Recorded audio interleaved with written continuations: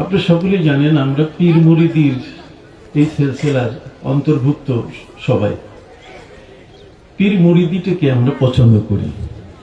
আমরা পীরের অনুসরণকে আমাদের জীবনে নিয়ামত মনে করি।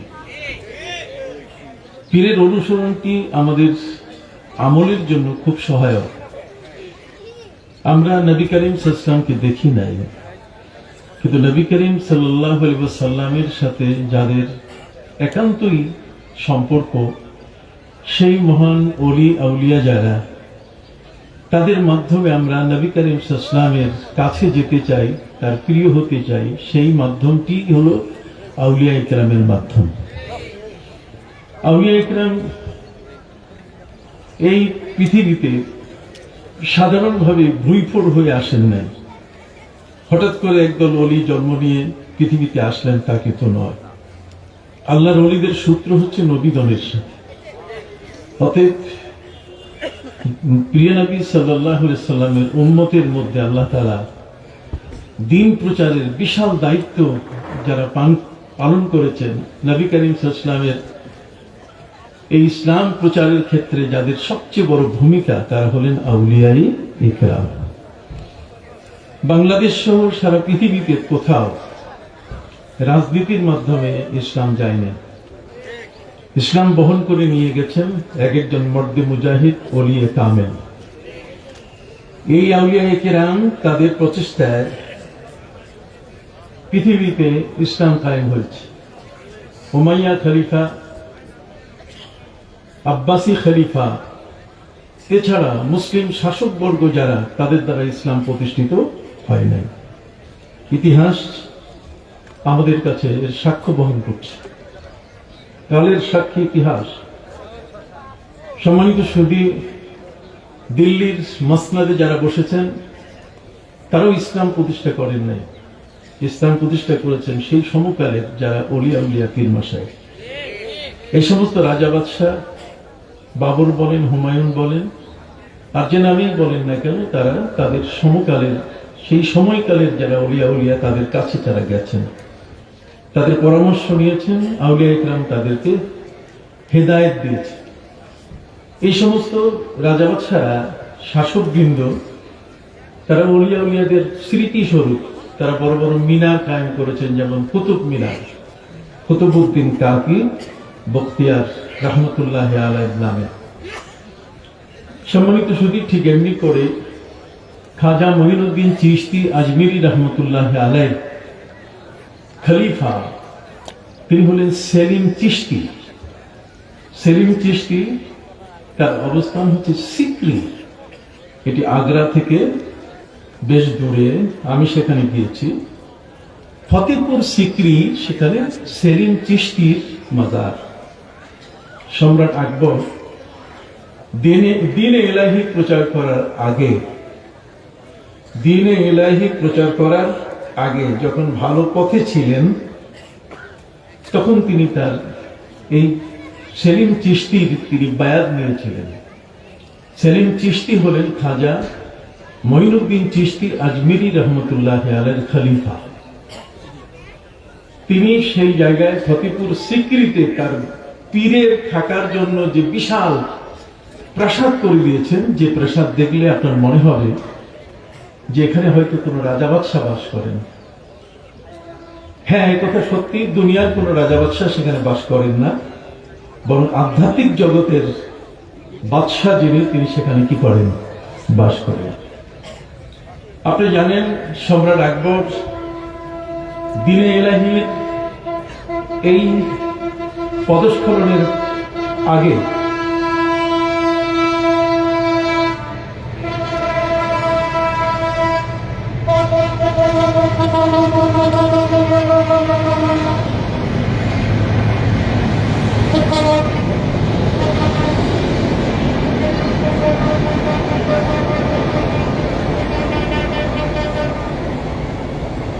মোল্লাদের খপ্পরে পড়ে সম্রাট আকবর যতক্ষণ পর্যন্ত তার পদস্খলন ঘটে নাই, তার আগে তিনি সেলিম চিশতি এই আল্লাহর ওলির ভক্ত ছিলেন। তার স্ত্রী যখন গর্ভবতী হয়, তখন তিনি মনে করেছিলেন যে আমার এই স্ত্রীর গর্ভ থেকে যে সন্তানটা, এটা যেন পীরের বাড়িতে জন্ম নেয়। পীরের বাড়ি একটা ভালো জায়গা, তার ভক্তি ছিল এত বড় যে একটি ভালো জায়গায় যদি শিশুটি জন্ম নেয় তাহলে সে একটা ভালো অলি হবে। সম্মানিত সুধী, পীরের বাড়িতে একজন মুরিদের স্ত্রীর গর্ভ থেকে তার সন্তান জন্ম নিবে, সম্রাট আকবর তাই করেছিলেন। এবং পরবর্তীতে প্রস্তাব এসেছিল যে ছেলেটির নাম কি রাখা হবে।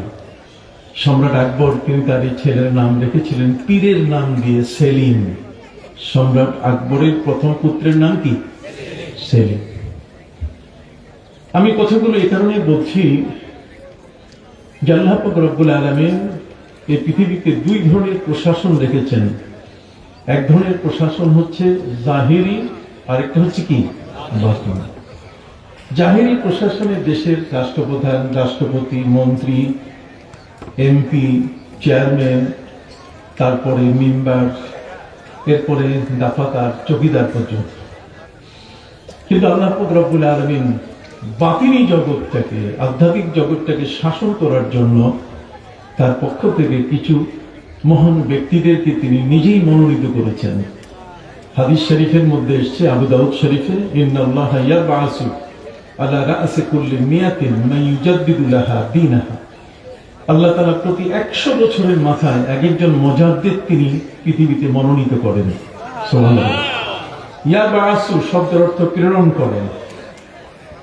এই মুজাদ্দিদ তিনি মান ইউজাদ্দিদু লাহা দীনাহা, যারা দিনের মধ্যে, যে ধর্মের মধ্যে যারা জং লাগিয়েছে, ধর্মের ভিতরে যারা আবরণ সৃষ্টি করেছে, ধর্মের মধ্যে যারা বিশৃঙ্খলা সৃষ্টি করেছে, ধর্মের মধ্যে যারা নানা ধরনের বিষাক্ত পরিবেশ সৃষ্টি করেছে, এই সমস্ত মুজাদ্দিদ এসে এসে ওই বিষাক্ত জিনিসগুলোকে পরিষ্কার করে, ময়লাগুলোকে দূর করে, আবর্জনাগুলোকে দূর করে, ভাষা পরিভাষার মধ্যে বিশুদ্ধতা এনে তারা বিশ্ববাসীকে একটি সমাজ, একটি পরিবেশ, নবীজি সাল্লাল্লাহু আলাইহি ওয়াসাল্লামের প্রেম তারা উপহার দেন।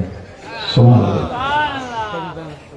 আমি বিনয়ের সাথে আপনাদের কাছে শোনার আবেদন করছি। সম্মানিত সুধী, মুজাদ্দিদের প্রয়োজন এই কারণে যে যখন কোন সমাজে, কোন দেশে, কোন রাষ্ট্রে, পৃথিবীতে যখন কোন ধরনের বিশৃঙ্খলা সৃষ্টি হয়, মুজাদ্দিদ এসে সেই স্থানগুলোতে শৃঙ্খলা তারা দান করেন। তাহলে মুজাদ্দিদ বলতে গেলে অবশ্যই আমাদের দেশের রাষ্ট্রপ্রধান নয়। মুজাদ্দিদ বলতে গেলে কোনো মন্ত্রী, মিনিস্টার নন। মুজাদ্দিদ বলতে গেলে কোনো এমপি, কোনো চেয়ারম্যান, কোনো মেম্বার নন। মুজাদ্দিদ হচ্ছেন এমন একজন ব্যক্তি যিনি আল্লাহ কর্তৃক মনোনীত। আর আমার দেশের মেম্বার মানুষের ভোটে নির্বাচিত।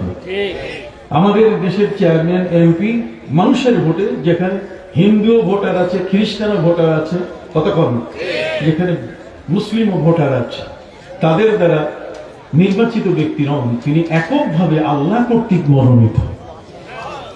আল্লাহ যাকে মনোনীত করবেন সেই মনোনীত ব্যক্তির মধ্যে কি কোনো ভেদাল আছে? একটু হাত উঁচু করে বলুন, ভেদাল আছে? মৌলানা উসমান গনি আপনাদেরকে মেরাজের সম্পর্কে বলতেছিলেন, তো তাড়াহুড়া আছে, তার নামাজ পড়াতে হবে। আমার তাড়াহুড়া নাই। কথা বলছেন না? আমার কি নাই? তাড়াহুড়া নাই। খুব সুন্দর করে বুঝবেন কোথায় আছে, কোন দরবারের সাথে আছে, কার সাথে আছে। কথা বুঝতে পারছেন? আপনার বুঝটা যদি শক্তিশালী হয়, আপনার মাথার মগজটা যদি সত্যিকার অর্থে পাকাপুক্ত হয়ে যায়, ময়লা আবর্জনা মুক্ত হয়ে যায়, তা আপনি দেখবেন যে আপনার আমলের মধ্যে শান্তি আসবে। টুপিটা মাথায় দিলেও শান্তি আসবে, যে একটা গোল টুপি মাথায় দিছি। গোল পোশাকটা পরিধান করলেও আপনার একটা শান্তি আসবে যে আমি একটা গোল জামা, আমি একটা ভালো জামা, আমি একটা শ্রেষ্ঠ পোশাক আমার গায়ে রেখেছি, যে পোশাকটির সাথে পৃথিবীর কোনো আর কারো পোশাকের তুলনা হয় না। হাত উঁচু করে বলে সুবহানাল্লাহ।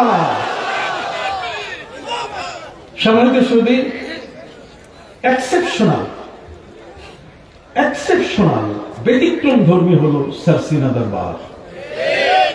সারসিনা দরবারকে আপনি কারোর সাথে সহজে মিলাতে পারবেন না। এর সাইজগুলোই আলাদা। কথা বলছেন না? এর অবস্থানগত মান কি আলাদা। আপনি দেখেন ইটালি রোম থেকে যদি 40 জন মানুষ এখানে থাকে আসে, আমাদের সাইজের সাথে তাদের সাইজের মিল হবে না, কথা বলেন। কিন্তু সার্সিনা দরবারে যারা আমরা আছি, আমাদের অবস্থান, আমাদের পোশাক পরিচ্ছদ, আমাদের যা আছে, এই সব কিছু মিলিয়ে আমরা কেমন জানি পৃথিবীর সর্বশ্রেষ্ঠ পোশাকটাকে আমরা লাভ করতে সক্ষম হয়েছি। পৃথিবীর সর্বশ্রেষ্ঠ একজন অলিকে আমরা আমাদের জীবনে পাওয়ার একটা সৌভাগ্য আমরা অর্জন করেছি।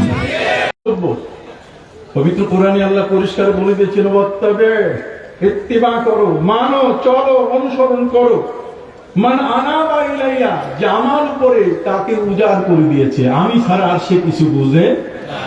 সে সংসদের চেয়ার বুঝে না, সে মন্ত্রী সাহেবের পদ বুঝে না, সে কখনো এমপি সাহেবের সেই লম্বা চেয়ারটাতে বসার আকাঙ্ক্ষা তার নাই। তার আকাঙ্ক্ষা শুধু আল্লাহর কাছে তার আনুগত্যের আসনটাকে কত উপরে উঠাতে পারে, আনুগত্যের অবস্থানটাকে কতটুকু উপরে উঠাতে পারে। ওয়াত্তাবে সাবিলা মান আনাবা ইলাইয়া, ইনাবাত ইলাল্লাহ, এটি হচ্ছে সুফিদের একটা সবক। ইনাবাত ইলাল্লাহ, আল্লাহর প্রতি সবকিছুতেই উজাড় হয়ে যাওয়া। আল্লাহ ছাড়া আমি কিছু বুঝি না, এই দুনিয়ায় কারোর সাথে আমার কোনো আপোষ নাই আল্লাহ ছাড়া, আমার নবী ছাড়া, আমার প্রিয় নবী সাল্লাল্লাহু আলাইহি সাল্লাম, সাহাবায়ে কেরাম ছাড়া, আউলিয়ায়ে কেরাম ছাড়া কারোর সাথে আমার কি নাই, আপোষ নাই। কি বলেন, ঠিক কিনা? এই দুনিয়ায় মেম্বারের পদ ক্ষণস্থায়ী, চেয়ারম্যান সাহেবের পদ কি ক্ষণস্থায়ী, মন্ত্রী মিনিস্টার, দেশের রাজ্য প্রশাসকের পদ কি ক্ষণস্থায়ী, কিন্তু বেলায়েতের পদ ক্ষণস্থায়ী না, কথা বলেন। আল্লাহর ওলিদের পদ এটা না যে 3 বছর আছে, ওলি চেঞ্জ হয়ে আরেকজন হয়ে গেলেন, আবার গোলমাল বেজে গেল মুরিদের মাধ্যমে, আবার 3 মাস পরে আরেকজন ওই চেয়ারে, ওলির চেয়ারে এসে বসলেন না। নবুয়তের চেয়ারগুলো যেমন পার্মানেন্ট, কথা কন, প্রিয় নবী সাল্লাল্লাহু আলাইহি ওয়াসাল্লাম পর্যন্ত সমস্ত নবী যার যার অবস্থানে থেকে জীবনের শেষ পর্যন্ত নবুয়তের দায়িত্ব পালন করেছেন। ঠিক অনুরূপ ভাবে বেলায়েত, আল্লাহর ওলি যারা, হক্কানি ওলি যারা, তাদের বেলায়েত এটা নষ্ট হয় না, মৃত্যুর শেষ পর্যন্ত তাদের বেলায়েত কি থাকে, চলতে থাকে, জারি থাকে। সকলে বলি আলহামদুলিল্লাহ। ওয়াত্তাবি সাবিলা মান আনাবা ইলাইয়া। এখন আপনি বলতে পারেন যে পীর মুরিদি আমরা করি, এগুলো কি আসলে আছে? আমরা বায়াত করি, এটা কি শরীয়তে আছে? আমরা জিকির আজকার করি, এগুলো কি শরীয়তে আছে? আমরা আজকে কোরআন হাদিসের নিরিখে এবং ঐতিহাসিক প্রেক্ষাপটে আমরা প্রথমে বোঝার চেষ্টা করব। আপনি জানেন, ইমাম আবু হানিফা রাহমাতুল্লাহ আলাইহি, আমি প্রায় বলি আমার ওয়াজে, বক্তব্যে বলি যে তিনি 4000 শিক্ষকের কাছে লেখাপড়া করছেন। 4000 শিক্ষকের কাছে যে লোকটা লেখাপড়া করছেন তিনি কি সাধারণ? ইমাম শাফি রহমতুল্লাহ আলাইহি উস্তাদের সংখ্যা হলো 80 জন। ইমাম শাফি যাদের কাছে তিনি পড়েছেন, ইমাম শাফি 150 হিজরিতে এসেছেন। ইমাম আবু হানিফা অনেক প্রাচীন 80 হিজরিতে তিনি 21 জন নবীকে, তিনি 21 জন সাহাবীকে তিনি স্বচক্ষে দেখেছেন। 21 জন সাহাবীকে তিনি স্বচক্ষে কি 8 জনের কাছ থেকে তিনি বর্ণনা করেছেন। 4000 উস্তাদের কাছে তিনি লেখাপড়া করছেন। তিনি বলেন খায়রুত তাবেঈন, নবী করিম সাল্লাল্লাহু আলাইহি ওয়াসাল্লামের সাহাবায়ে কেরামের পরে যদি তাবিদের মধ্যে কেউ উত্তম থাকেন, তাদের মধ্যে অন্যতম হলেন হযরতে ইমাম আবু হানিফা রাহমাতুল্লাহ আলাইহি। ইমাম আবু হানিফা রাহমাতুল্লাহ আলাইহি 4000 উস্তাদের কাছে পড়ছেন, তার পীরের দরকার কি? আমি আপনাদেরকে সারসিনা দরবারে কখনো যদি মাহফিলে আমার বক্তব্য শুনে থাকেন, আমি সেখানে আপনাদেরকে বলার চেষ্টা করেছি যে সন্দীপের মওলানা ওজিহুল্লাহ তিনি বুখারী শরীফ 6 ঘন্টায় মুখস্থ শোনাতে পারতেন। যার সিনার মধ্যে বুখারী আছে শুরু থেকে শেষ পর্যন্ত। দেওবন্দের আনোয়ার শাহ কাশ্মীরি তিনি 9 ঘন্টা লাগতো বুখারী শরীফ শোনাতে। আর বাংলাদেশের বাঙালি বংশোদ্ভূত একজন ব্যক্তি, এই বাংলাদেশে জন্ম নেওয়া একজন আলেম, মৌলানা ওজিহুল্লাহ তিনি 6 ঘন্টায় বুখারী শোনাতে পারতেন। বুখারী শরীফের বিশাল হাদিসের সম্ভার, 30 পারা বুখারী, 6666 যেমন কোরআনের আয়াত, আর বুখারীর হাদিসের সংখ্যা হচ্ছে 7375 খানা। 7375 খানা হাদিস, প্রত্যেকটা সনদের প্রত্যেকের নাম এক এক করে পরিষ্কার করে বলে এক একটা হাদিস বর্ণনা করার মতো বর্তমান শাইখুল হাদিস ইবনে শাইখুল হাদিস আছে, কিন্তু সেই শাইখুল হাদিস ইবনে শাইখুল হাদিসকে জিজ্ঞেস করেন, তারপর একটা সনদ কোনোদিন মুখস্থ শুনাইতে পারবে না, কিন্তু নাম শাইখুল হাদিস। আপনি কথা বুঝতে পারছেন? এত বিশাল বুখারী, যে বুখারী যদি আসমানের নিচে কোন যানবাহনের মধ্যে, কোন প্লেনে, অথবা যদি কোন স্টিমারে অথবা কোন যানবাহনে যদি থাকে, তাহলে সেটা কখনো অ্যাক্সিডেন্ট করবে না। বুখারী শরীফ ওইখানে থাকলে আর অ্যাক্সিডেন্ট হবে না, দুর্ঘটনা হবে না। এটা হচ্ছে আসাহুল কুতুবি বা'দা কিতাবিল্লাহি তাহতা সামা as-সাহিহুল বুখারী। আকাশের নিচে, আসমানের নিচে, জমিনের বুকে যদি কোনো বিশুদ্ধ গ্রন্থ থাকে, সেটার নাম কি? বুখারী। সেই ইমাম বুখারী রহমতুল্লাহি আলাইহি, তার এই মহাগ্রন্থ, তার ইসলামের দালিল, এত বড় একখানা হাদিসের কিতাব, যিনি 6 ঘন্টায় মুখস্থ শোনাতেন, তিনি স্বপ্নে দেখতেছেন সারসিনার দাদা হুজুর কেবলা রহমতুল্লাহ আলাইহিকে, যিনি তার হাতে বায়াত নিচ্ছেন। এত বড় হাদিসের মানুষ। আমাদের বাংলাদেশের বাইতুল মোকাররম সহ যতগুলো মসজিদ আছে, এই সমস্ত মসজিদের যিনি নামাজ পরিচালনা করেন, জুমার খুতবা দেন, তাদেরকে আমরা ইমাম বলি। আমরা কি বলি? ইমাম। যত ঈদগাহের নামাজ আছে, তারাবির নামাজ আছে, আমরা তাদেরকে কি বলি? ইমাম বলি। কিন্তু এই হাদিসের হাফেজ মানুষটা, তিনি নিজের নামে কখনো ইমাম বলেন না। এত বড় বুখারীর হাফেজ যিনি, তিনি স্বপ্নে দেখছেন যে দাদা হুজুর কেবলা সারসিনা দরবারের এই মহান একজন ওলির কাছে বায়াত নিচ্ছে। আপনারা মাফ করবেন, বাংলাদেশের মধ্যে ডক্টর মোহাম্মদ শহীদুল্লাহ নাম শুনছেন কিনা? উনিও এই সিলসিলার যিনি মুরব্বী, ফুরফুরা দরবারের উনি মুরব্বী। বাংলাদেশের যতগুলো এলিট পার্সন, বাংলাদেশের যতগুলো শিক্ষিত মানুষ, যারা মানে হাই কোয়ালিটির শিক্ষিত, যারা হাই প্রোফাইলের মানুষ, তারা কিন্তু প্রত্যেকেই কম বেশি সারসিনা ফুরফুরার সাথে কি জড়িত। সবাই বলেন, এটা একটা অ্যাচিভমেন্ট, এটা একটা বড় ধরনের আমাদের দাবি করার বিষয়, তাই না?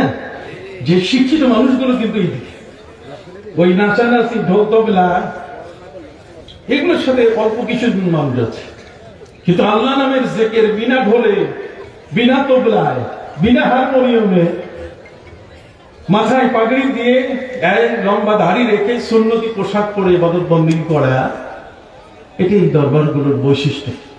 বলুন আলহামদুলিল্লাহ। সেই হিসেবে আল্লামা ওজিহুদ্দিন রহমতুল্লাহি আলাইহির মতো ব্যক্তি, তিনি শশিনাথ হুজুরের কাছে বায়াত হচ্ছেন, এই স্বপ্ন দেখে চলে আসেন। উনি কি জানেন না বায়াতের অর্থ কি? উনি ইচ্ছা করলে বাংলাদেশের কোন একজন ইসলামের সবচেয়ে বড় লিডার, যিনি ইসলাম কায়েম করবেন বাংলাদেশে, উনি ওনার হাতে যাইয়া বায়াত দিতে পারতেন।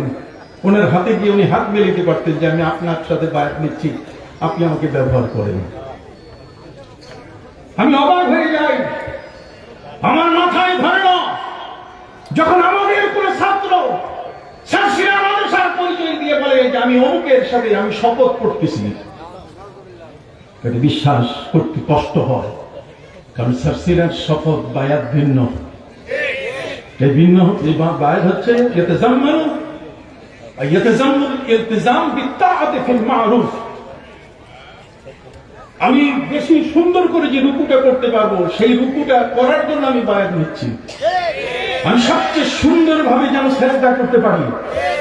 ইয়াতাজাম্মানুল ইলতিজাম আল ইলতিজাম বিত্তাআতি ফিল মারুফ ওয়া নুসরাতিদ দ্বীন। অতএব আমি যেন আমার সর্বতভাবে আমাকে যেন আল্লাহর কাছে বিলাই দিতে পারি। যদি সেটা বিলাতে আমার না হয় না, বরং আমি দুই চোখে আলেম হয়ে দেখতেছি যে পথ আলাদা হয়ে গেছে। ওয়াত্তাবি গায়রা সাবিলিল মুমিনিন, মুমিনরা যেখানে যায় না, আল্লাহর ওলিরা যেখানে যান না, তারা সেখানে গিয়ে নাক ডুবাইতেছে। যখন এই সমস্ত ব্যক্তির কাছে বায়াত শপথ নেয় কেউ, তখন আমি অবাক হই। সম্মানিত সুধী, ৬,০০০ হাদিসের হাফেজ, উনি কি বায়াতের অর্থ জানেন না? আমার নবী সাল্লাল্লাহু আলাইহি ওয়াসাল্লাম বলেন, তোমরা যারা আমার উম্মত সবসময় মনে রাখবে, আমি রাসূল তোমাদেরকে বায়াতের আহ্বান করেছি। আল্লাহ বলেছেন যে যারা আমার হাতে বায়াত হয়েছে, ইন্নাল্লাযীনা ইউবাইউনাল্লাহ, যারা ইন্নাল্লাযীনা ইউবাইউনাকা, হে নবী যারা আপনার হাতের উপর বায়াত রেখেছে, ইউবাইউনাল্লাহ, তারা আল্লাহর হাতে বায়াত হয়েছে। ইয়াদুল্লাহি ফাওকা আইদিহিম, তাদের হাত এর উপরে আল্লাহর হাত রয়েছে। তার বায়াতটা হইতে হবে সেই হাত যে হাতের উপরে আল্লাহ তার মোবারক কুদরতি হাত রাখেন। যে হাত নষ্ট হয়ে গেছে, যে মুখ নষ্ট হয়ে গেছে, ততক্ষণ না, যে হাত নষ্ট হয়ে গেছে, যে হাত, যে মুখ কি হয়ে গেছে, নষ্ট হয়ে গেছে, সেই হাতের উপরে আল্লাহ হাত রাখেন, এটা আমরা বিশ্বাস করি না। ইন্নামা ইউবাইউনাল্লাহ, এটা বড় কঠিন একটা শব্দ। সম্মানিত সুধী, এই জন্য বায়াত অনেক ধরনের আছে। আল বায়াত আল ইসলাম, ইসলাম গ্রহণের জন্য নবীর হাতে হাত দিয়ে বায়াত হয়েছেন, এটা হচ্ছে বায়াতে আম্মা, নবীজির হাতে হাত দিয়ে বায়াত হওয়া। যেমন আকাবায়ে সানিয়া, আকাবায়ে উলা, মদিনার মুহাজির যারা নবীজি সাল্লাল্লাহু আলাইহি ওয়াসাল্লামের কাছে এসে, মক্কায় এসে তারা গোপনে নবীজির হাতে কি রেখেছেন, হাত রেখে বায়াত নিয়েছেন। বায়াত শব্দের অর্থ হচ্ছে ওয়া হুয়া আহদুন ওয়া মিসাকুম বাইনাল উম্মাহ, বায়াত হচ্ছে আমার অঙ্গীকার করা, ওয়া হুয়া আহদুন ওয়া মিসাকুম, আমার ম্যান্ডেট দেওয়া, আমার কমিটমেন্ট করা। কথা বুঝতে পারছেন? আমি যার হাতে বায়াত হয়েছি, নবী করিম সাল্লাল্লাহু আলাইহি ওয়াসাল্লাম তিনি বলেছেন, ওয়া মা বায়াউ বিয়াদি, যে আমার হাতে বায়াত হয়েছে, ফালা খিয়ারা লাহু আইয়ুবায়ু গায়রি, নবী করিম সাল্লাল্লাহু আলাইহি ওয়াসাল্লাম বলেন যারা আমার হাতে বায়াত হয়েছে, এখন আর তাদের কোনো ইখতিয়ার নাই আমার বাইরে কোথাও যাওয়া। সুবহানাল্লাহ বলেন। বায়াতের মধ্যে শর্ত হলো, আপনি যখন বায়াত, নবীজির হাদিস থেকে এসেছে বায়াতের কথা, যে যারা বায়াত করবে, তোমরা ইন্নামা বায়াতুম বিয়াদি, তোমরা আমার হাতে বায়াত করেছো। ইন্নামান নাসু বিল খিয়ারি কাবলাল বায়া, আমার হাতে বায়াত হওয়ার আগে সে তার ইচ্ছা মতো স্বাধীন ছিল। জোরে বলেন, আমার হাতে বায়াত হওয়ার আগে তার ইচ্ছা মতো কি ছিল, স্বাধীন হয়েছে। ভাইয়া ফাইদা বায়াতুম বিয়াদি, যখন তোমরা আমার হাতে বায়াত হয়ে গেছো, ফালা খিয়ারা লাকুম, তোমাদের জন্য আর কোনো ইখতিয়ার নাই, স্বাধীনতা নাই। আমি যা বলবো সেটা তোমাকে কি করতে হবে, মেনে নিতে হবে। ওয়া ইন্নামাল বায়াতু আলাল ইমান আল ইস্তিকামা ওয়া আলা মান বায়া আত তাসলিম। হাদিস শরীফের মধ্যে এসেছে, যিনি বায়াতের কথা বলবেন তিনি বায়াতের উপরে ঠিক থাকবেন, আর যিনি বায়াত গ্রহণ করবেন তিনি সব মেনে নেবেন। কি করবেন? আবার বলেন নাকি, আর তাসলিম, তিনি মেনে নেবেন। আর যিনি বায়াত করাবেন তিনি ইস্তেকামতের উপরে ঠিক থাকবেন, আপোষ নাই। কথা বলেন না, কি নাই? আপোষ নাই। বহুজনে কেউ ঘরের মধ্যে চাদর দিবে, কথা বলেন না, কেউ হাতের মধ্যে তসবিহ দিবে, কেউ সৌদি আরব থেকে আতর এনে উপহার দিবে। কথা বুঝতে পারছেন? উনি থাকবেন ইস্তেকামতের উপরে, উনি যা বলছেন তার উপরই থাকবেন, তার বাইরে উনি যাবেন না। বুঝতে পারছেন কথা? আর যারা বায়াত করবেন তাদের দায়িত্ব হলো কি, মেনে নেওয়া। তার মানে আমার পীর যা বলছেন, আমি যার হাতে বায়াত করেছি তার বাইরে যাওয়ার কোনো সুযোগ নেই। আপনাদের এই কথাটা কি ভালো মতো বুঝে আসছে? হাত উঠান, ভালো মতো বুঝে আসছে। বুঝে আসে আসুন, সাহাবায়ে ইকরাম নবী করিম সাল্লাল্লাহু আলাইহি ওয়াসাল্লামের হাতে বায়াত করেছেন, কোরআনে আছে। কথা বলেন, বায়াতে রিদওয়ান নবীর হাতে হুদায়বিয়ার সন্ধিতে সাহাবায়ে ইকরাম বায়াত করেছেন। অতএব এটা সাহাবায়ে ইকরাম উসমান রাদিয়াল্লাহু তাআলা হত্যার প্রতিশোধ নিতে গিয়ে নবী করিম সাল্লাল্লাহু আলাইহি ওয়াসাল্লামের হাতে বায়াত নিয়েছেন। প্রতিশোধ না নিয়ে যাব না। বায়াত লাইলাতুল আকাবা, আকাবায়ে উলা, আকাবায়ে সানিয়া, দুইবার মদিনার মানুষরা নবীজির উপরে আক্রমণের খবর শুনে মক্কার মিনার পাশে আকাবা নামক পাহাড়ের পাশে এসে নবীর হাতে বায়াত হয়েছেন। কতক্ষণ? ওয়াহাদিহিল বাইআতু লিনসরিদ দ্বীন। যারা মদিনা থেকে এসেছেন তারা নবীকে আশ্বস্ত করছেন যে আপনার ইসলামটাকে, আপনার ধর্মটাকে আমরা সাহায্য করব। হযরত আবু বকর সিদ্দিক রাদিয়াল্লাহু তাআলা যখন বায়াত নিলেন, সেই বায়াত নিতে গিয়ে সেখানে তার বায়াতটা ছিল বায়াতুল খেলাফা। তিনি যে খলিফা হিসেবে বায়াত। এই বায়াতের সিস্টেম আজকে অনুসরণ করে সারা পৃথিবীতে ডোনাল্ড ট্রাম্প থেকে নিয়ে পৃথিবীর যতগুলো চেয়ারম্যান মেম্বার পর্যন্ত কি নেয়? বায়াত নেয়, শপথ নেয়। শপথ করলে তখন আর কোনো গোলমাল নেই। আর যখন বায়াত বলবো, না না না না না, কিসের বায়াত? পীরের কাছে আবার বায়াত কিসের? আর বেটা, এটা তো চলে আসতেছে আগের থেকে, এটাই তো জন্ম দিয়েছে শপথ। কতক্ষণ না? শপথের জন্মদাতা কি? ইসলামের বায়াত। মনে থাকবে কিনা? হাত উঁচু করে মনে থাকবে কিনা? আমি মাথার মধ্যে ঢুকাই দিছি, ভালো করে ধরে রাখবেন ইনশাআল্লাহ। আল বায়াত আলাল খিলাফা। কিন্তু তার আগে আরো নবী করিম সাল্লাল্লাহু আলাইহি ওয়াসাল্লামের সেখানে বায়াত আলাল ইসলাম ইত্যাদি এটা হয়েছে। যত আব্বাসি উমাইয়া খলিফা আসছেন প্রত্যেকে কি বায়াত করছেন, তাদের রাষ্ট্রপ্রধান হিসেবে শপথ গ্রহণ করেছেন। এখন আসেন যারা ওলিয়া তারা শপথ করছেন কিনা? পৃথিবীর মধ্যে সাহাবায়ে কেরামের যেমন শপথ হয়েছে, সাহাবায়ে কেরামের পরে হলেন তাবি। হযরত ইমাম আবু হানিফা রাহমাতুল্লাহ আলাইহি তিনিও বায়াত করছেন। তার বায়াত যার হাতে হয়েছে তিনি হলেন হযরত ইমাম বাকির এবং হযরত জাফর সাদিক। খলিফা মনসুরের যুগে ইমাম আবু হানিফা রাহমাতুল্লাহ আলাইহির পীর হলেন দুইজন। কয়জন? যেমন আমার পীর তিনজন। আমার পীর কয়জন? তিনজন। আমি শাসকি ইসারউদ্দিন আহমদ রহমতুল্লাহকে দেখি নাই, কিন্তু আবু জাফর মোহাম্মদ সালেহ রহমতুল্লাহ আলাইহিকে দেখেছি। আমি তার সেই উপযুক্ত খলিফা সন্তান হযরতে বাহরে শরীয়ত শাহ মোহাম্মদ মহিবুল্লাহ রহমতুল্লাহ আলাইহিকে দেখেছি, এবং বর্তমান হুজুরকে আমি তিনজনের হাতে বায়াত হয়েছি। কাজে একই সিলসিলাভুক্ত তিনজনের হাতে বায়াত হতে কোনো বাধা নাই। কিন্তু আপনি যদি সব জায়গায় পানি খাইতে চান, সব ঘাটে, তাহলে কিন্তু সব ডাইলে চাইলে খিচুড়ি হয়ে যাবে। আপনি কিছুদিন এখানে আছেন, কিছুদিন ওখানে গেলেন, কিছুদিন সেখানে গেলেন, কথা বলেন নাই? এখানে ওখানে সেখানে গেলে যখন আপনার কলবের মধ্যে ইস্তেরাব আসবে, কি আসবে? ইস্তেরাব। এটাকে বলে ইজমেহলাল। ইস্তেরাব এবং ইজমেহলাল কাকে বলে? ইস্তেরাব শব্দের অর্থ আমি কোনো দিকে নাই, কথা বুঝেন নাই? কারণ মাযহাব মানতে হয় কেন? মাযহাব এখানে মানতে হয় যে হাদিসের মধ্যে নাভির নিচে হাত বাঁধারও হাদিস আছে, আবার বুকের উপরে আছে, এটা যাচাই বাছাই। হাদিসের মধ্যে এসে যদি কোনো মহিলা কেউ যদি উযু করার পরে মহিলাকে স্পর্শ করে, নিজের স্ত্রীকে যদি স্পর্শ করে, তাতে উযু যাবে। কি যাবে? আপনি উযু করলেন, উযু করার পরে আপনার স্ত্রীর গায়ে আপনার কাঁধে হাত লাগলো, গা লাগলো, উযু যাবে। আবার মাযহাবে আছে যে না, উযু লাগবে না, উযু যাবে না। এখন শাফি মাযহাবের মতে উযু যাবে।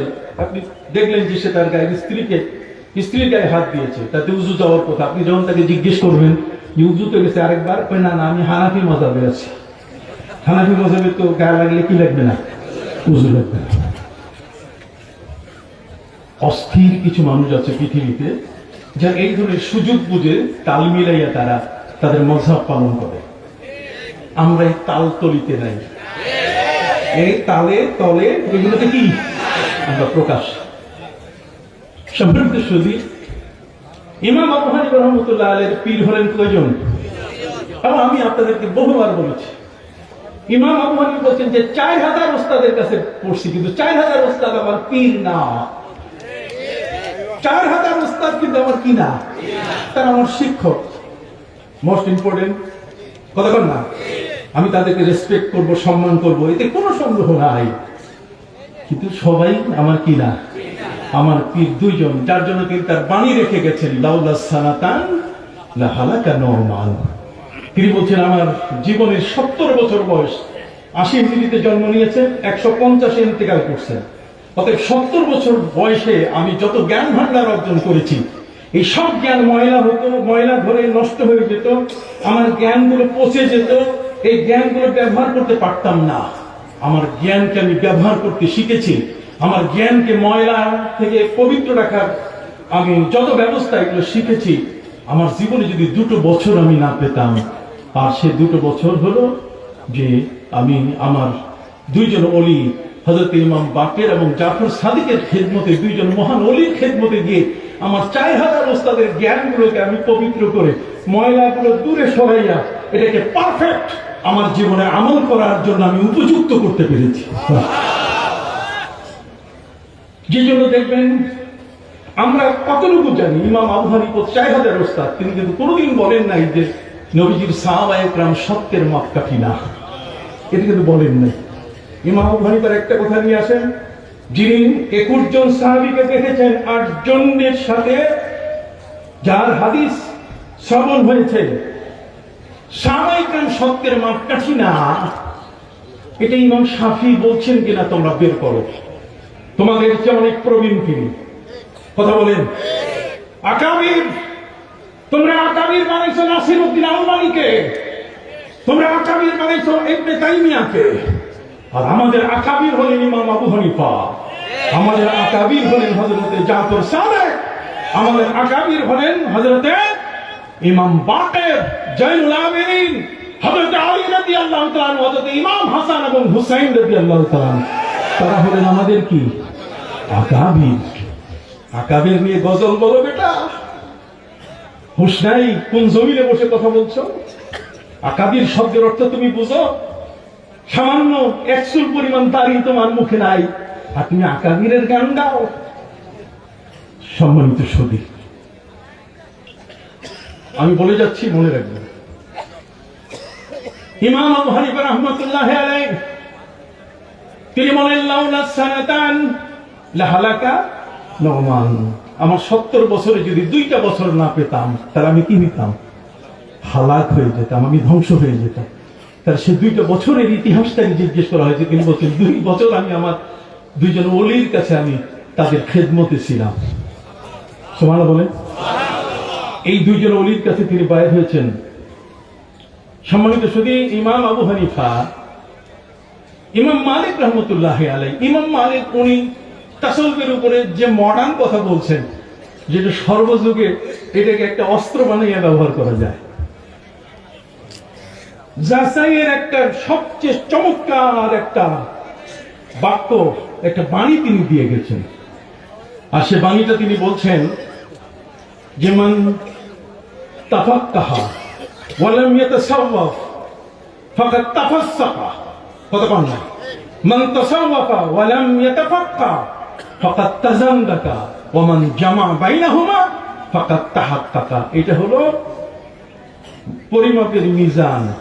এটা কি মিজান কারে কয়? আমি তো শব্দ বলবো না এখন। এটার নাম কি? মিজান। এটা কি? কোরআনের ভাষাটা ব্যবহার করি, কি বলেন ঠিক না? ওয়ানাদাউল মাওয়াজিনাল কিসতা লিয়াউমিল কিয়ামাহ। কথা বলেন। আল্লাহ নিজেই বলছেন ওয়ালা তুখসিরুল মিজান। এই মিজান, যে মিজান দিয়ে পাপ মাপা যায়, নবী করিম সাল্লাল্লাহু আলাইহি ওয়াসাল্লাম বলেন লাহু কাফাতান, যে মিজানের 2টা মাপার নিচে ব্যবস্থা থাকবে। কথা বুঝতে পারছেন? ওয়ালাহু লিসানুন, আর তার একটা জিহ্বা থাকবে। ওই জিহ্বাটাকে আঙ্গুল দিয়ে আমরা ধরি, জিহ্বাটা মাঝখানে থাকে, আর 2 বাহু তার থাকবে। নবী করিম সাল্লাল্লাহু আলাইহি ওয়াসাল্লাম মিজানের ব্যাখ্যা দিয়েছেন।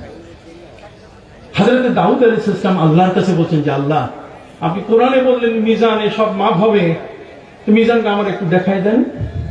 আল্লাহ বলছে অফকোর্স, ইউ আর মাই নবী, তুমি তো আমার নবী, তোমাকে তো আমি অবশ্যই দেখাবো। আল্লাহ পাক রব্বুল আলামিন রেডি, দেখো। দেখতে গিয়ে হযরত দাউদ আলাইহিস সালাম একেবারে বেহুশ হয়ে পড়ে গেছে। জিবরিল আমিনকে আল্লাহ বললেন যে তার একটু জায়গা হোক, জাগ্রত করা হলো। আল্লাহ জিজ্ঞেস করলেন, দেখছো? আল্লাহ দেখছি মানে এত বড় দেখছি যেটা আমি আমার ব্যাখ্যা দিতে পারবো না, এখন আপনি আল্লাহ বলেন আমারে কি দেখাইলেন।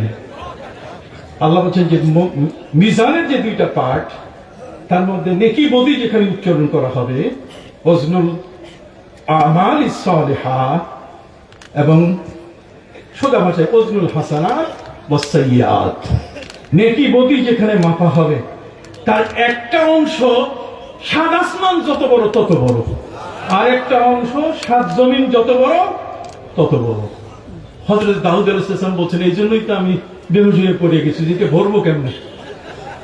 আল্লাহ বলছেন, ভরার দরকার নাই, তুমি শুধু একবার সুবহানাল্লাহ বলবে। কথা বলেন নাই? সুবহানাল্লাহি ওয়া বিহামদিহি সুবহানাল্লাহিল আযীম। দেখবে যে তোমার পুরো মিজান ভরে যাবে, তোমাকে আর কেউ জাহান্নামে নিতে পারবে না। সুবহানাল্লাহ। অনেক লম্বা কথা, আমি টাইমের দিকে লক্ষ্য করে আমার কথাগুলো ঝটপট বলে যেতে হবে। আমি যে কথাগুলো আজকে আপনাদের সামনে তুলে ধরছি, ইমাম মালিক রাহমাতুল্লাহ আলাইহি তিনি একটা পরিমাপক দিয়েছেন, একটা মিজান দিয়েছেন। যেই মাপার যন্ত্রটা, যেই পরিমাপক যন্ত্রটা এমন, তিনি বলছেন মান সাফাক্কাহা, যে শরীয়ত মানলো, ওয়ালাম ইয়াতাসাওয়াব, কিন্তু মারিফত মানে না, পীর ওলি মানে না, দরবেশ মানে না, কুতুব মানে না, ওলি মানে না, আবদার মানে না, আখিয়ার মানে না, আওতাব মানে না, যারা এই সমস্ত এই ক্যাটাগরির মানুষগুলোকে মানে না, এরা ফাসিক। এরা কি? আবার বলে এরা কি? এটা ইমাম মালিক রাহমাতুল্লাহ আলাইহি মাপের যন্ত্র দিয়ে গেছেন আমাদেরকে।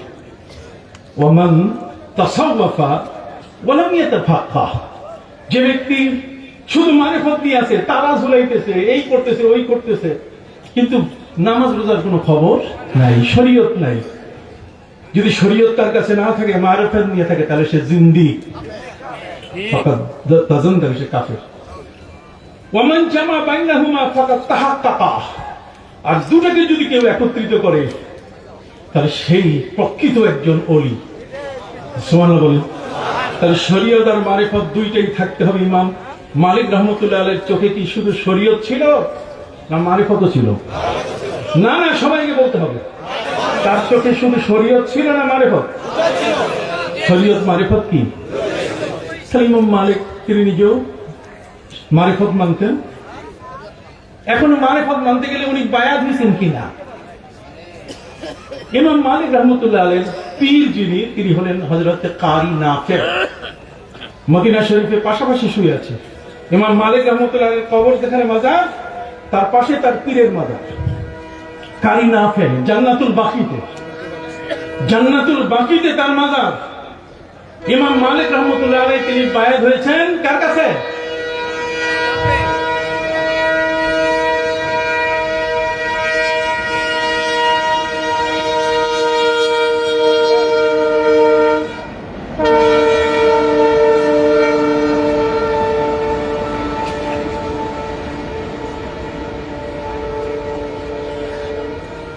ইমাম মালিক রাহমাতুল্লাহ আলাইহি তিনি বায়াত হয়েছেন কারি নাফের কাছে। তাই ইমাম মালিকও মুরিদ, আমিও মুরিদ, আলহামদুলিল্লাহ। উনিও পীর ধরছেন, আমিও কি ধরছি? পীর ধরছি। কি হিসাবে মিলছে কিনা? আসেন,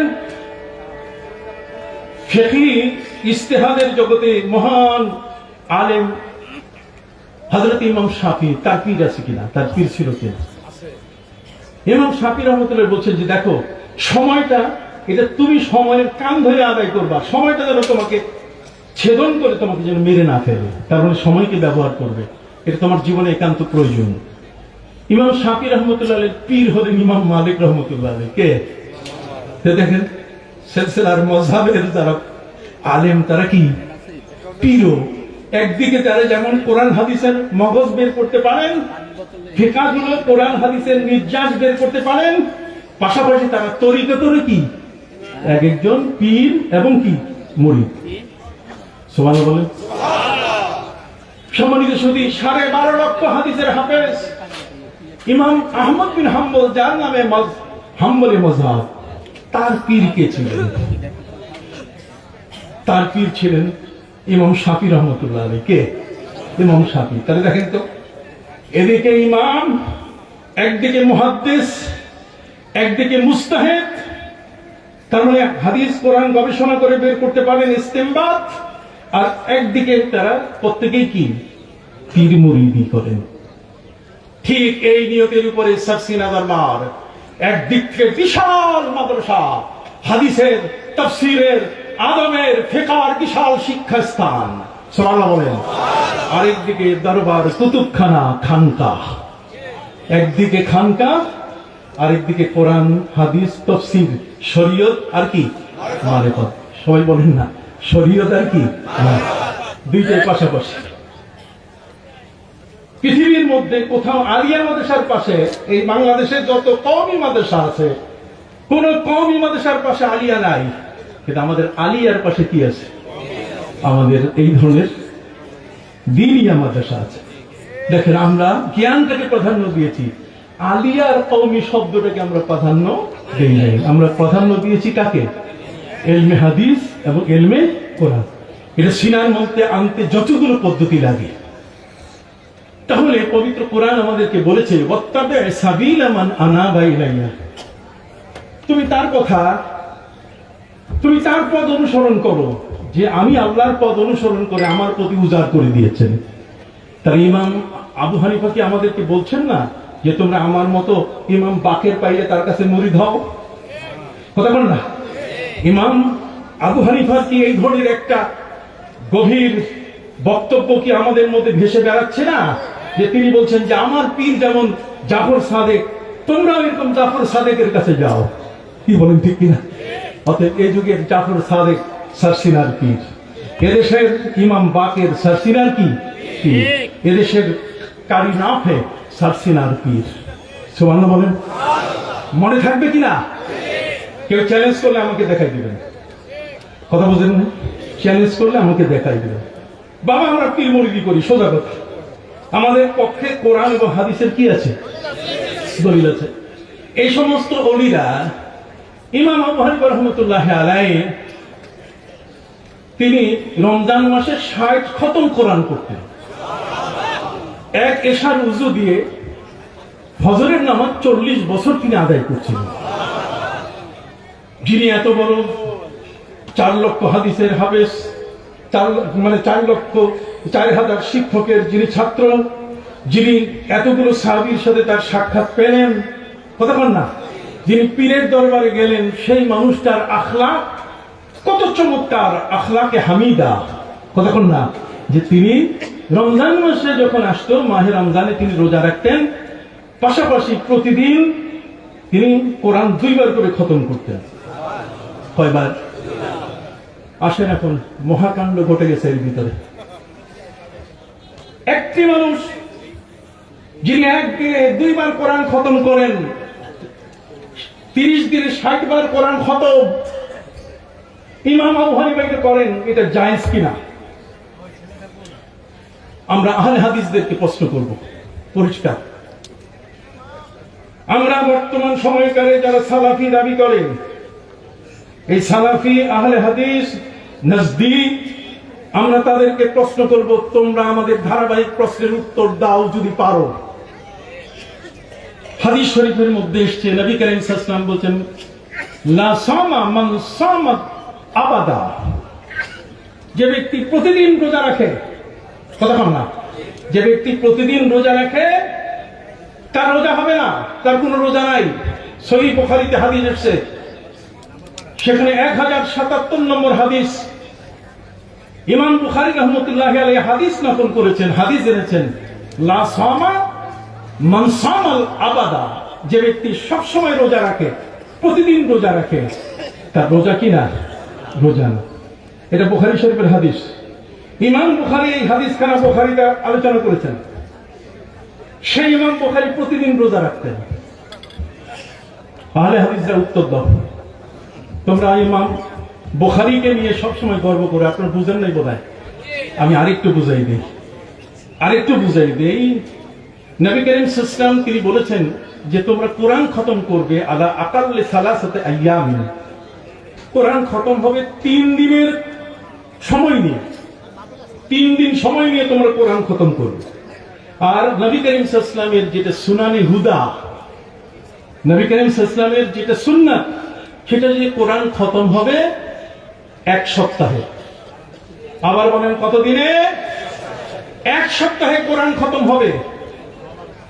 অথচ এটা বুখারীর হাদিস, এই হাদিসটা নবী করিম সাল্লাল্লাহু আলাইহি ওয়াসাল্লামের হাদিস, এই হাদিসের বাইরে তো যাবার কোনো সুযোগ নাই।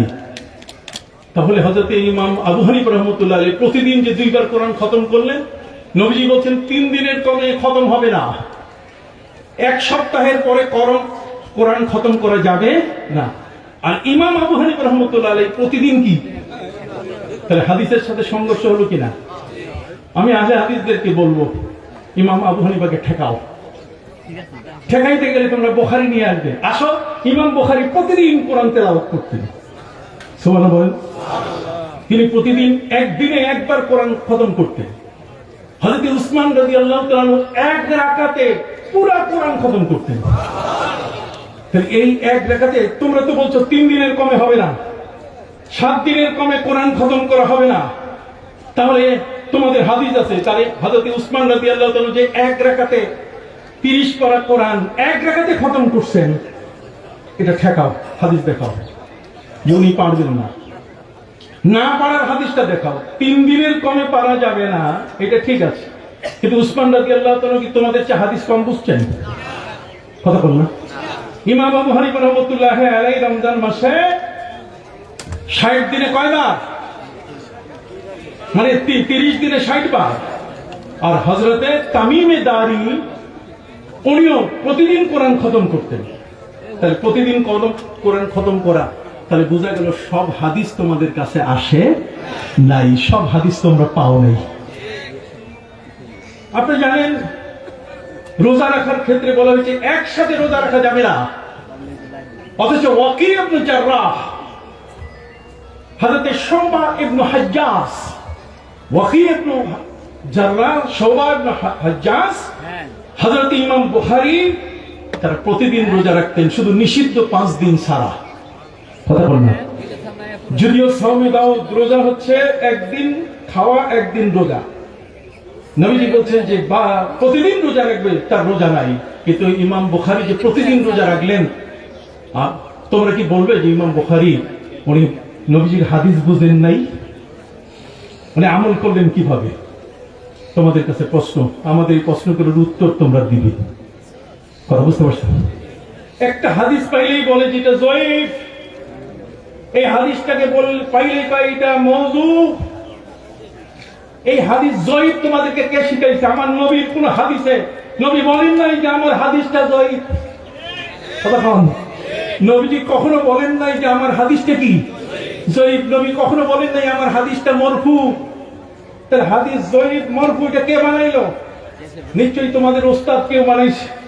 তাহলে তোমাদের ওস্তাদ যদি বানায় থাকে, সেই ওস্তাদকে যদি তোমরা মানো, যদি তাকে মানা যায়, তাহলে আমাদের ইমাম আবু হানিফাকে মানতে বাধা কোথায়? জোরে বলেন, ইমাম আবু হানিফাকে মানতে বাধা আছে? আসেন আমি হাদিস শোনাই। নবী করিম সাল্লাল্লাহু আলাইহি ওয়াসাল্লাম বলেন, আলাইকুম বিআলবানিল বাকার ওয়া আসমানহা, তোমরা গাভীর দুধ পান করবে এবং গাভীর চর্বিটা এটাও ব্যবহার করবে, খাবে। গাভীর দুধের মধ্যে হচ্ছে শিফা, ওয়া ফি আলবানিহা শিফাউন ওয়া ফি সামানিহা, তোমরা দুধ খাবে শিফা পাবে, ওয়া ফি সামানিহা দাওয়া। আর গাভীর যদি চর্বি খাও, গরুর গোশতের যদি চর্বি খাও, তাহলে এটা তোমাদের জন্য কি? শিফা। কথা বল না, এটা তোমাদের জন্য দাওয়া, রোগ প্রতিরোধ। ওয়া ফি লাহমিহা দাউন, নবী করিম সাল্লাল্লাহু আলাইহি ওয়াসাল্লাম বলেছেন যে গাভীর গরুর গোশতের মধ্যে তোমাদের উপকার নাই, তোমাদের উপকার নাই, এই গোশতের মধ্যে কোনো উপকার নেই। গাভীর দুধের মধ্যে উপকার আছে, আর গাভীর যে চর্বিটা আছে এটার মধ্যে কি আছে? উপকার। এটা হাদিসের মধ্যে আছে, আলাইকুম বিআলবানিল বাকার ওয়া আসমানিহা ফাইন্না আলবানাহা লাবানাহা ফিহা শিফাউন ওয়া ফি সামানিহা দাওয়াউন ওয়া ফি লাহমিহা দাউন। আমি এখন প্রশ্ন করব আহলে হাদিসদেরকে, তোমরা বলো, এটা তো গরুর দুধের কথা কইছে, এখন তো তোমরা মহিষের দুধ খাও, মহিষের হাদিস নিয়ে আসো। কথা বল না, জোরে বল না, কিসের হাদিস? মহিষের দুধ খাওয়া যাবে, হাদিসে তো নাই। মহিষের দই খাওয়া যাবে, হাদিসে কি নাই? তো মহিষের দই খাওয়া যাবে, মহিষের দুধ খাওয়া যাবে, মহিষের মাথা খাওয়া যাবে, হাদিস দেখাও। তাহলে বোঝা গেল কিছু গরমিল আছে কিনা, শূন্যস্থান আছে কিনা, যে শূন্যগুলো এই পর্যন্ত তারা পূরণ করতে পারে না। কথা কি বুঝতে পারছেন? সম্মানিত সুধী বন্ধুরা আমার, হযরত ওমর ফারুক রাদিয়াল্লাহু তাআলা আনহু আমার প্রিয় নবী সাল্লাল্লাহু আলাইহি ওয়াসাল্লামের দরবারে তিনি তৌরাতের একটা পৃষ্ঠা পড়তেছিলেন। নবীজি মন খারাপ করলেন। হযরত ওমর বলছেন, হুজুর তৌরাতের এই লাইনে এই কথা আছে। নবীজি মুখ অন্যদিকে ফিরালেন। হযরত ওমর বললেন, হুজুর তৌরাতের এই লাইনের মধ্যে এই কথা আছে। নবী করিম সাল্লাল্লাহু আলাইহি ওয়াসাল্লাম মুখ অন্যদিকে ফেরালেন। আবু বকর সিদ্দিক রাদিয়াল্লাহু তাআলা নবীজির মলিন চেহারা মোবারক দেখে হযরত ওমরকে ধরে বলছেন, ওমর তুমি শুধু তৌরাতের পৃষ্ঠা পড়ছো, তুমি কি নবীর চেহারা মোবারকের দিকে তাকাচ্ছ না? নবীর চেহারা মলিন হয়ে গেছে।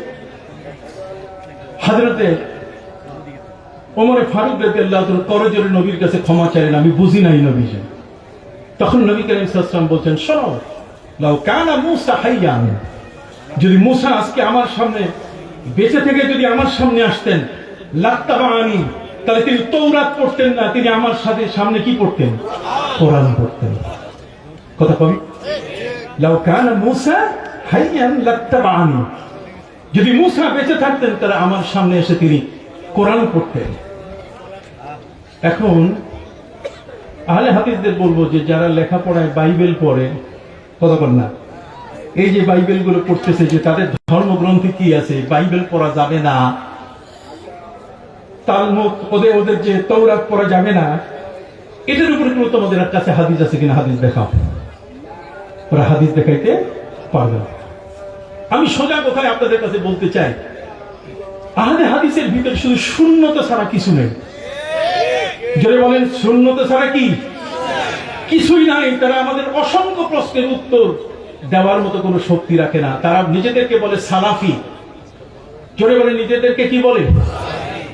কিন্তু আমরাও সালাফি, ওরাও সালাফি, আমরাও সালাফি। ডেফিনিট, আপনি আমি সবাই আমরা সালাফি। কেন সালাফি?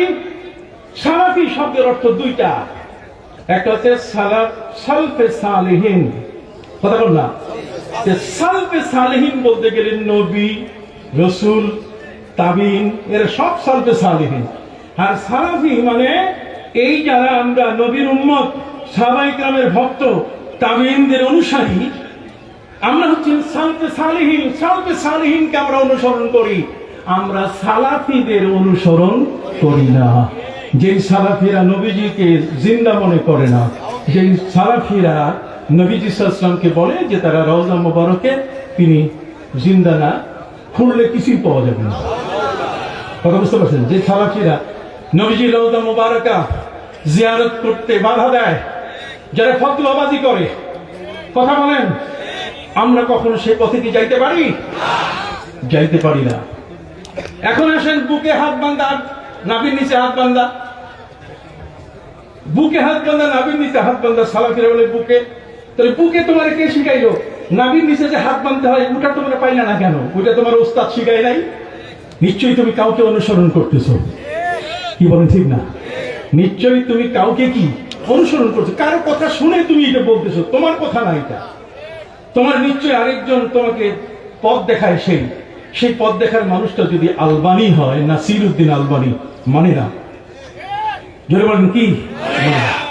যদি শেখ ইবনে তাইমিয়া হয়, মানে না। আমরা তার আগে শেখ তাইমিয়া, এরা আসছে কিছুদিন আগে। শেখ তাইমিয়া, নাসিরউদ্দিন আসতে মাত্র 200 বছর আগে।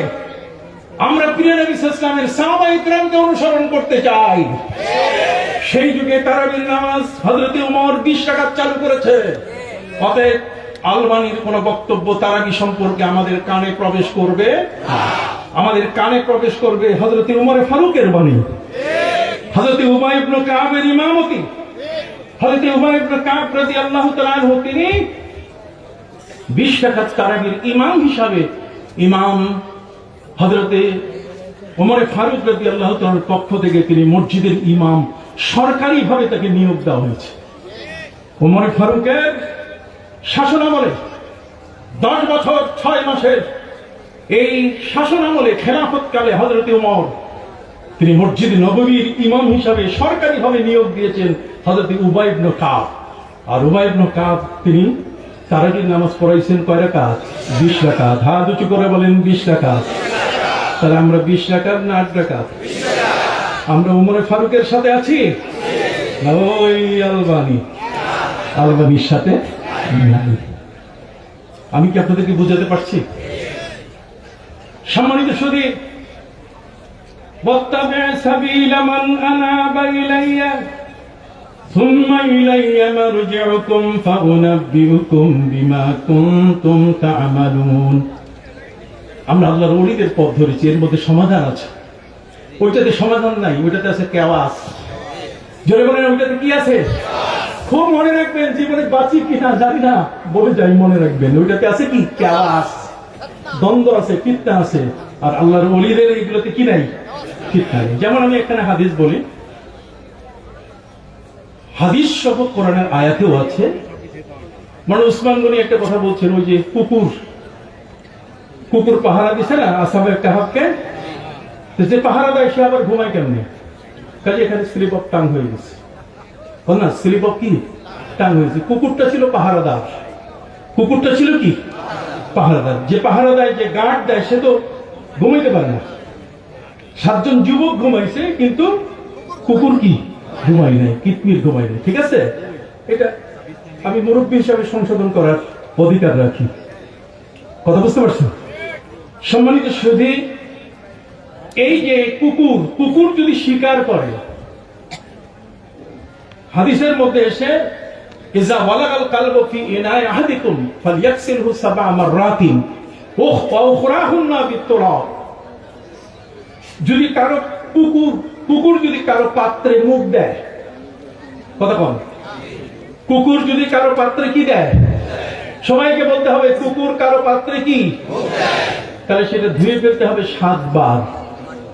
7ম বার মাটি দিয়ে ঘষে পরিষ্কার করতে হবে। এটা হলো কুকুর যদি মুখ দেয়। আমি আহলে হাদিসদের কাছে প্রশ্ন করি, যদি কুত্তা পেশাব করে কারো পাত্রে, খাবার পাত্রে, কথা বল না, খাবার পাত্রে যদি কুত্তা কি করে, পেশাব করে, তাই পরিষ্কার করার নিয়ম কি কও দেখি? বাপের বেটা, তোমরা তো কিয়াস মানো না, তোমরা তো ফিকহ মানো না, তোমরা তো ইমাম আবু হানিফাকে মানো না, তোমরা ইমাম শাফিকে মানো না। তোমাদের ইমাম দরকার নাই, তোমাদের মাযহাব নাই, তোমরা লামাযাবি। কথা বল না, তো তোমরা লামাযাবি হলে এটার সমাধান দাও।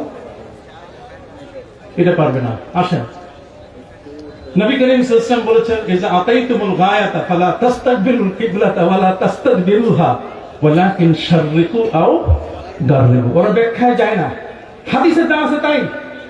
আসেন, হাদিসের মধ্যে আমি বলতেছি, নবীজি বলছেন তোমরা যখন বাথরুমে যাবে, কিবলার দিকে পিছন বা সামনে করবে না। ওয়ালাকিন শাররিকু ওয়া গাররিবু, তবে পূর্ব এবং পশ্চিম দিকে ফিরে পেশাব পায়খানা করবে। এখন আমি আহলে হাদিসদের বলবো, হাদিসটা সহিহ হাদিস কিনা? যে সহিহ হয়, তাহলে তোমরা বাংলাদেশ থেকে পশ্চিম দিকে, কথা বল না, ওয়ালাকিন শাররিকু গাররিবু। নবীজি বলছেন পশ্চিম দিকে পূর্ব দিকে পেশাব পায়খানা করা যাবে। তাহলে এই হাদিস দিয়ে তো পূর্ব দিক পশ্চিম দিকে পেশাব পায়খানা করা যাবে। এটার ব্যাখ্যা কি? তোমাদের ব্যাখ্যা যদি হয় তাহলে তোমরা মাযহাব মানো, আর যদি ব্যাখ্যা না হয় তাহলে তোমরা আল্লাহ মাযহাবি আজ থেকে তওবা করো, তোমাদের কোনো মাযহাবই নাই। কথা বুঝতে পারছেন?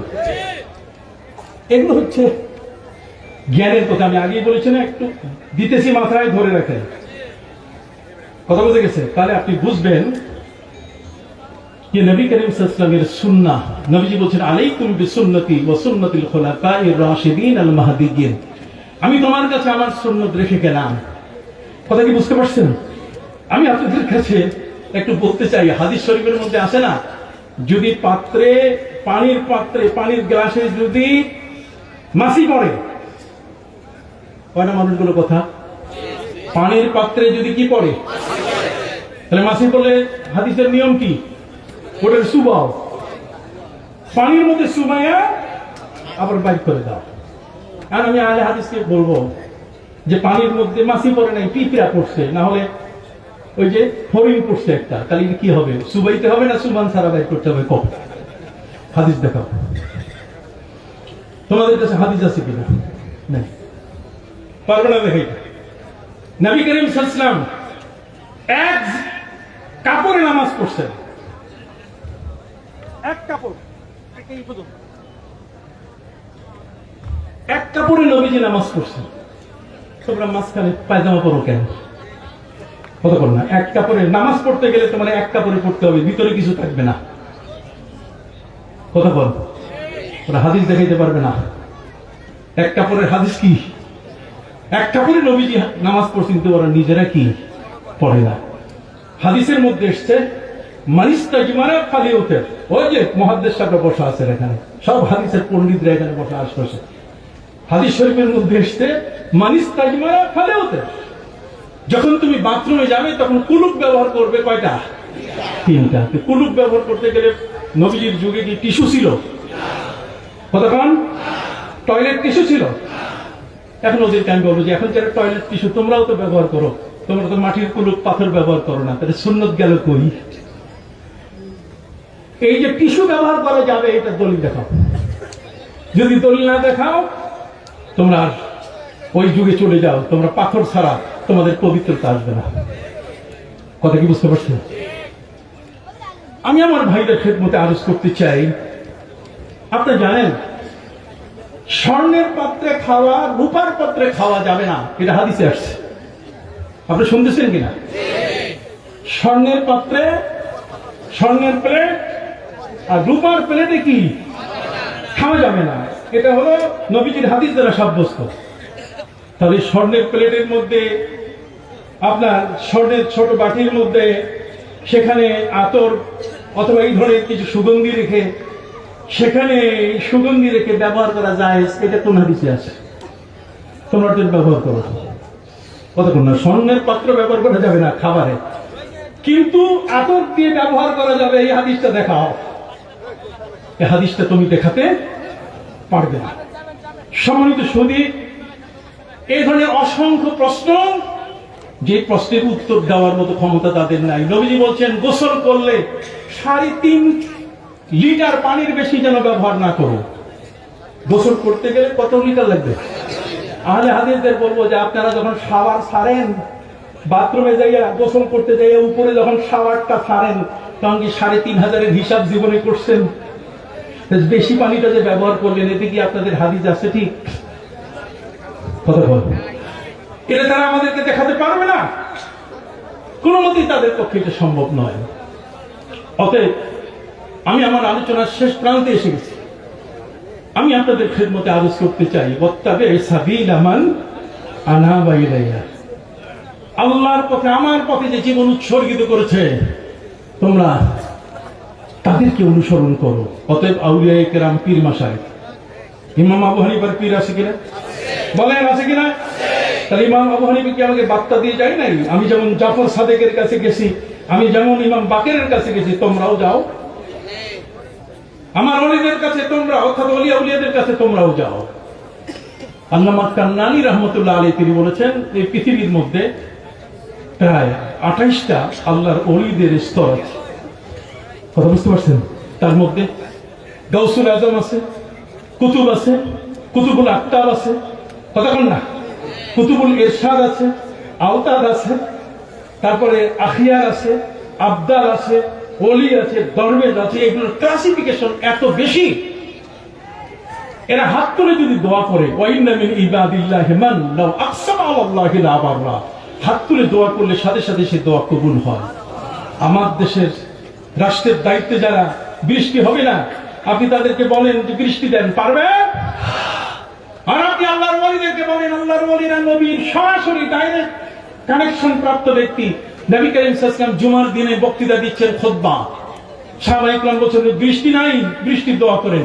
নবীজি আল্লাহর কাছে হাত করে বলেন আল্লাহুম্মা আনজিল আলাইনা, আল্লাহ আমাদের উপরে বৃষ্টি দেন। সহিহ বুখারী। সাথে সাথে বৃষ্টি শুরু হলো। এই বৃষ্টিতে 1 সপ্তাহ সূর্যের দেখা নাই। কথা কন। পরের জুমায় এসে সাহাবায়ে কেরাম বলেন হুজুর পানিতে ডুবে গেছি আমরা সব, আপনি দোয়া করেন পানি আর প্রয়োজন নাই, বৃষ্টির দরকার নেই। নবীজি বলেন আল্লাহুম্মা লা তানজিল আলাইনা ওয়ানজিল আলা মা হাওলানা, আল্লাহ আমাদের উপরে বৃষ্টি নাই, তবে যেখানে যেখানে বৃষ্টি সেখানে আপনি দান করুন, সেখানে বর্ষণ হোক। তাহলে বৃষ্টি বন্ধ হয়ে গেল নবীর কোথায়, আর বৃষ্টি চালু হলো নবীর কোথায়? সেই নবীর উম্মত তো আমরা। অতএব ইমাম বুখারী রাহমাতুল্লাহি আলাইহি তার কবর হচ্ছে খারতান, সামারকান্দ। সামারকান্দ বিশাল একটা শহর, বৃষ্টি নাই। সামারকান্দের গভর্নরের কাছে সবাই মিলে বলছে যে এখন বৃষ্টি তো নাই, পানির ব্যবস্থা কি? নিচের পানির লেয়ারও নাই, পানির মাটির নিচের যে লেয়ার সেটাও নাই, আর উপরে তো মেঘ নাই। এখন মহাসংকটে মানুষ বৃষ্টির পানি না হওয়ার কারণে মারা যাচ্ছে। এই কঠিন অবস্থায় একজন দরবেশ বললেন গভর্নর সাহেব, গভর্নরি করেন, আমি আপনাকে একটু গভর্নরি শিখাই। কি? আপনি একটু কাজ করেন, আপনি বন্ধ ঘোষণা করেন 3 দিন। তার মানে 3 দিন বন্ধ ঘোষণা করে ইমাম বুখারীর মাজারে চলে যান, ওইখানে বাজারের পাশে যাইয়ে দোয়া করেন, দোয়া করলে বৃষ্টি হবে। এখন মাজারের পাশে গেলে তো পূজারি, কতক্ষণ না পূজারি কারা এটা তো আমরা জানি, আমাদেরকে খামাখারে মা আমার পূজারি বানায় ফেলছে। এগুলো ধর্মও ঠিক নেই, কথাও ঠিক নেই। কতক্ষণ নাই এদের ধর্মও ঠিক নাই, এদের কি কোথাও ঠিক নাই। আমাদেরকে বলে পূজারি, বেটা কোথায় পূজা করছি দেখাও তো। এ পর্যন্ত 113টির মাজারে হামলা হয়েছে। কথা বুঝতে পারছেন? অনেক লম্বা কথা। সম্মানিত সুধী, হযরতে ইমাম শাফি রাহমাতুল্লাহ আলাইহি যার কথা বললাম, যিনি কিতাব হাদিসের কিতাব লিখেছেন কিতাবুল উম, 4 মাযহাবের ইমাম, মুহাদ্দিস, মুফাসসির, ফকিহ, মুজতাহিদ, সব আল্লাহর ওলি, তাতে কোনো সন্দেহ নাই। ইমাম শাফি রাহমাতুল্লাহ যে হাদিসের কিতাব লিখেছেন সেটার নাম হলো কিতাবুল উম। সমস্ত কিতাবের জননী এত বড় কিতাব হাদিসের। তিনি বয়ান হলেন পীরের, আর তুমি বেটা 2 ঠেঙ্গা পড়ো, তোমার মাথায় টুপি নাই, পোশাক নাই, আর তুমি বলো কিসের পীর কিসের মুরিদ। তোমার চোখে এটা আসবে না, যেহেতু আবু জাহেলের চোখ দিয়ে কোনদিন নবীকে নবী হিসাবে দেখা যাবে না। যাবে কি না? নবীকে আবু জাহেলের চোখে দেখা যাবে না। দেখতে গেলে আবু বকরের চোখে দেখতে হবে, তাহলে নবীকে সহজভাবে দেখা যাবে। কথা বুঝতে পারছেন? ইমাম শাফি রাহমাতুল্লাহি আলাইহি তিনি বলেন ইন্নী আতাবাররাকু বিকাবরি নুমান, আমি ইমাম আবু হানিফার কবরের থেকে বরকত নেই। ইমাম শাফি বলতেছেন আমি ইমাম আবু হানিফার কবর থেকে কি নেই? হইল না ভাই? একটু সবাইকে বলতে হবে, যারা কানায় কানায় বসে আছেন সবাইকে বলতে হবে। হযরতে ইমাম শাফি বলছেন আমি ইমাম আবু হানিফার কবর থেকে কি বরকত কালে হয়। বরকত মানে ওখানে যাইয়া কিছু খান, ওখানে কি ওই ধরনের কোনো মজলিস না। উনি বলছেন যখন কোন দোয়া আমার কবুল হওয়ার প্রশ্ন আসে, কোন বিষয়ে যখন জটিল হয়, এই জটিল বিষয়টার সমাধান আল্লাহ আমার জন্য যেন করে দেন। আল্লাহর কাছে ওই জটিল বিষয়ের সমাধান করতে গিয়ে চাইতে গিয়ে আমার ঘরে বসে আমি দোয়া করি না, ইমাম আবু হানিফার মাজারে আমি চলে যাই। ওখানে গিয়ে ইমাম আবু হানিফাকে পাশে রেখে আমি আল্লাহর কাছে দোয়া করি যে আল্লাহ তোমার এই মহান ওলির উসিলায় আমার মুশকিলকে তুমি আসান করে দাও, আমার বিপদকে তুমি দূর করে দাও, আমার মাকসুদকে তুমি পূর্ণ করে দাও। সুবহানাল্লাহ বলেন। তাহলে ইমাম শাফি যদি মাজারে দিয়ে দোয়া করে, উনি যদি পূজারি না হয় মাজার পূজারি, তাহলে আমরা কি মাজার পূজারি? হাত উঁচু করে না বলে দেন না, জোরে বলেন কি না। এই ধরনের কিছু ভেজালি মানুষ আমাদের সমাজের চেয়ারে বসা শুরু করেছে, আমাদের মঞ্চে বসা শুরু করেছে, আমাদেরকে পিছনে রেখে সামনে বসা শুরু করেছে। কথা বুঝতে পারছেন? না, আলিল্লাহিল ইজ্জাতু ওয়া লিরাসূলিহি ওয়া লিল মুমিনিন ইন্নামা ইয়াখশাল্লাহা মিন ইবাদিহিল উলামা। আলেমদের সম্মান সবার আগে, আলেমরা আল্লাহকে ভয় করে। ইমাম শাফি রাহমাতুল্লাহ আলাইহির মতো ব্যক্তি যদি ইমাম আবু হানিফার কবরে গিয়ে সেখানে বরকত অর্জন করেন, দোয়া কবুল হওয়ার জায়গা ঠিক করতে পারেন। কথা কন। ঠিক অনুরূপ ভাবে নবীজির রওজা তো আছেই, ওয়ালাউ আন্নাহুম ইযযালামু আনফুসাহুম জাউকা ফাস্তাগফিরুল্লাহ ওয়াস্তাগফারা লাহুমুর রাসূল লাওয়াজাদুল্লাহা তাওয়াবার রাহিমা। আপনি কথা কি বুঝতে পারছেন? সম্মানিত সুধী বন্ধুরা আমার, ইমাম শাফি, ইমাম আবু হানিফার মাজারে এসে দোয়া করেন। আর সমরকন্দের একজন দরবেশ তিনি বললেন, গভর্নর সাহেব, ইমাম বুখারীর মাজারের পাশে যান, আপনার কর্মচারী কর্মকর্তা সবগুলোকে নিয়ে ওই জায়গায় দোয়া করেন, বৃষ্টি হচ্ছে না, আল্লাহ বৃষ্টি দিবেন। সুবহানাল্লাহ বলেন। কি চমৎকার কথা! আল্লাহর ওলিদের কথা আমরা শুনি কিনা? যেটার নাম বলতে পারবো না, এটা শাহরাস্তির পাশে। কোথায়? শাহরাস্তির পাশে পীরে মরহুম আবু জাফর মোহাম্মদ সালেহ রহমতুল্লাহ আলাইহি ওয়াজ শুরু করে দিয়েছেন। মনে রাখবেন, আমি কিন্তু যাচাই বাছাই না করে কোনো কথা বলি না। হযরত আবু জাফর মোহাম্মদ সালেহ রহমতুল্লাহ আলাইহি তিনি ওয়াজ শুরু করছেন। এই মুহূর্তে এই কারেন্টের তারে তারে আগুন জ্বলা, শামিয়ানার মধ্যে আগুন লাগছে। শামিয়ানার মধ্যে আগুন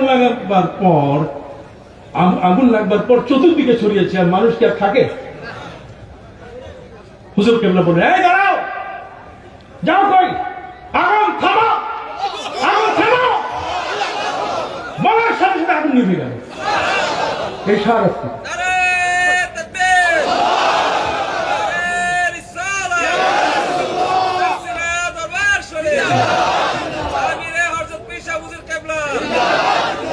এই যুগের জাফর সাদেকের দরবার সারসিল্লাহ, এদেশের ইমাম বাকেরের দরবার কি সারসিল্লাহ। বুঝতে পারছেন? বড় পীর আব্দুল কাদের জিলানী থেকে যত ওলিয়া উলিয়ার মূল চেহারা, তাদের সুরাত, তাদের সিরাত পরিপূর্ণভাবে ধারণ করে আছে সারসিনা। অতএব সারসিনার মুরিদ আমরা। আল্লাহ আমাদেরকে কবুল করুন। আসসালামু আলাইকুম ওয়া রাহমাতুল্লাহি ওয়া বারাকাতুহু।